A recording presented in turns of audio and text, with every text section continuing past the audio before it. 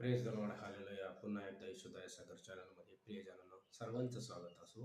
Please येशूदाय Sagar channel सर्वांनी like आणि subscribe करा, की जेणेकरून जास्तीत जास्त लोकांना प्रियजनांनो हा व्हिडिओ आणि देवाचं वचन आणि तुमच्यासाठी प्रार्थना केली जाईल. म्हणून प्लीज हा चॅनल सर्वांनी लाईक करा, सबस्क्राईब करा, की जेणेकरून जास्तीत जास्त आम्हाला मोठा व्हिडिओ करण्यात येईल आणि देवाचा गौरव केला जाईल. मी प्रियजनांनो सुंदरसा देवाचा म्हणणं तुमच्यासाठी घेऊन आलोय. स्तोत्रसंहिता याचा 5वा अध्याय आणि वचनाचे हेडिंग आहे संरक्षणासाठी प्रार्थना. मी वचन तुमच्यासाठी वाचतो प्रियजनांनो. हे परमेश्वरा, माझ्या बोलण्याकडे कान दे, माझ्या चिंतेकडे लक्ष दे. हे माझ्या राजा, माझ्या देवा, माझ्या धावाच्या वाणीकडे कान दे. मी तुझी प्रार्थना करीत आहे व हे परमेश्वरा, प्रातःकाली तू आमची वाणी ऐकतोस व प्रातःकाली प्रार्थनेस व्यस्त सूचना सदर करीन व आणि तुझ्या प्रतीक्षा करत राहील. हे परमेश्वरा, माझ्या बोलण्याकडे कान दे. म्हणजे प्रियजनांनो, तुमच्या बोलण्याकडे परमेश्वराचे सदैव कान असतात असं देवाचं वचन सांगतंय.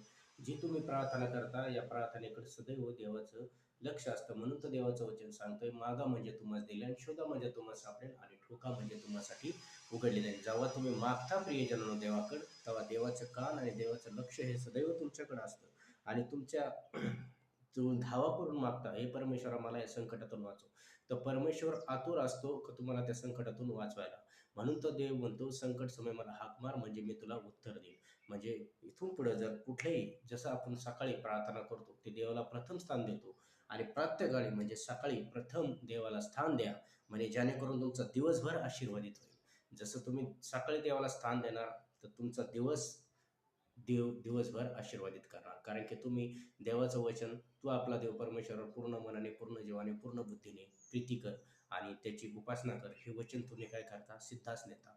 म्हणून रोज सकाळी प्रथम देवाला स्थान देऊन प्रियजनांनो 5 ते 10 मिनिटं देवाला प्रार्थना करा. किती घाई संकटातून असेल, ब्रेकफास्ट झाला असेल, झाल्यानंतर घरातून जाण्या अगोदर देवाचं स्तोत्र वाचा आणि देवाला धन्यवाद द्या, की जेणेकरून तुमचा दिवसभर आशीर्वादित आणि दिवसभर परमेश्वराचा अभिषेक तुमच्यावर राहणार आणि प्रत्येक संकटापासून, प्रत्येक दुःखापासून तुम्ही वाचणार. मी तुमच्यासाठी प्रार्थना करतो. पवित्र देव ईश्वराजा, जेवढे लेकरं ऑनलाईन बघत आहे बाप्पा, प्रत्येकाला स्पर्श कर. येशू, तुला बसलेल्या प्रत्येक फटक्याच्या वळचा अर्थ त्यांच्या जीवनात मी रिसीव्ह करतो.